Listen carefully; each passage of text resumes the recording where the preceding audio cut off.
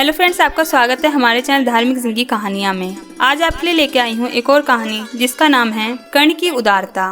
Friends, अगर आप हमारे चैनल पर पहली बार आए हैं तो चैनल को सब्सक्राइब कीजिए और साथ में लगे बेल आइकन को प्रेस कीजिए ताकि हमारी कहानी सबसे पहले आप सुन सके। कहानी पसंद आए तो लाइक और शेयर करें। आपको कहानी कैसी लगी अपनी राय कमेंट बॉक्स में दें। तो आइए कहानी शुरू करते हैं। एक बार भगवान श्री कृष्ण पांडवों के साथ बातचीत कर रहे थे। भगवान उस समय कर्ण की उदारता की बार बार प्रशंसा कर रहे थे। ये बात अर्जुन को अच्छी नहीं लगी। अर्जुन ने कहा, श्याम सुंदर, हमारे बड़े भाई धर्मराज जी से बढ़कर उदार तो कोई है ही नहीं, फिर आप उनके सामने कर्ण की इतनी प्रशंसा क्यों करते हैं? भगवान ने कहा, ये बात मैं तुम्हें फिर कभी समझा दूंगा। कुछ दिनों के बाद अर्जुन को साथ लेकर भगवान श्री कृष्ण धर्मराज युधिष्ठिर के राजभवन के दरवाजे पर ब्राह्मण का भेष बनाकर पहुँचे। उन्होंने धर्मराज से कहा, हमको एक मन चंदन की सूखी लकड़ी चाहिए, आप कृपा करके मंगा दे। उस दिन जोर की वर्षा हो रही थी। कहीं से भी लकड़ी लाने पर वे अवश्य भीग जाती। महाराज युधिष्ठिर ने नगर में अपने सेवक भेजे, किंतु संयोग की बात ऐसी कि कहीं भी चंदन की सूखी लकड़ी शेर आध शेर से अधिक नहीं मिली। युधिष्ठिर ने हाथ जोड़कर प्रार्थना की, आज सूखा चंदन मिल नहीं रहा है, आप लोग कोई और वस्तु चाहे तो तुरंत दी जा सकती है। भगवान श्री कृष्ण ने कहा, सूखा चंदन नहीं मिलता तो ना सही, हमें कुछ और नहीं चाहिए। वहाँ से अर्जुन को साथ लिए उसी ब्राह्मण के वेश में भगवान श्री कृष्ण कर्ण के यहाँ पहुँचे।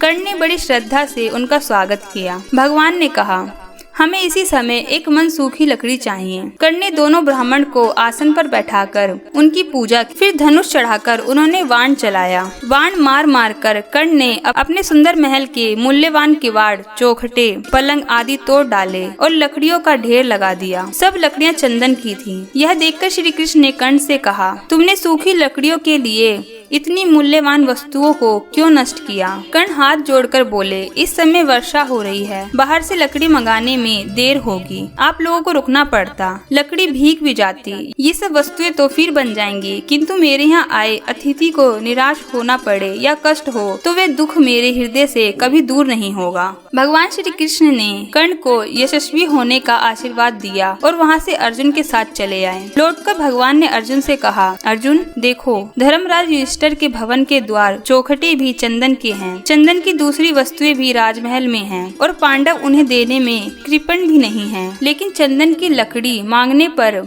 भी उन वस्तुओं को देने की याद धर्मराज को नहीं आई। पर भी कर्ण ने अपने घर की मूल्यवान वस्तुएं तोड़कर लकड़ी दे दी। दान धर्म में जिसके प्राण बसते हैं उसी को समय पर याद आता है कि वस्तु कैसे देनी है। कर्ण स्वभाव से उदार है और धर्मराज युधिष्ठिर विचार करके धर्म पर स्थिर रहते हैं। मैं इसी से कर्ण की प्रशंसा करता हूँ। सीख, इस कहानी से हमें यह सीख मिलती है कि परोपकार, उदारता, त्याग तथा अच्छे कर्म करने का स्वभाव बना लेना चाहिए। जो लोग नित्य अच्छे कर्म नहीं करते और सोचते हैं कि कोई बड़े अवसर पर महान कार्य करेंगे, उनको अवसर आने पर भी सूझता ही नहीं, और जो छोटे छोटे अवसरों पर भी त्याग तथा उपकार करने का स्वभाव बना लेते हैं, वही महान कार्य करने में भी सफल होता है। उम्मीद है दोस्तों आपको कहानी पसंद आई होगी। फिर मिलती हूँ एक और नई कहानी के साथ। तब तक के लिए अपना ख्याल रखें।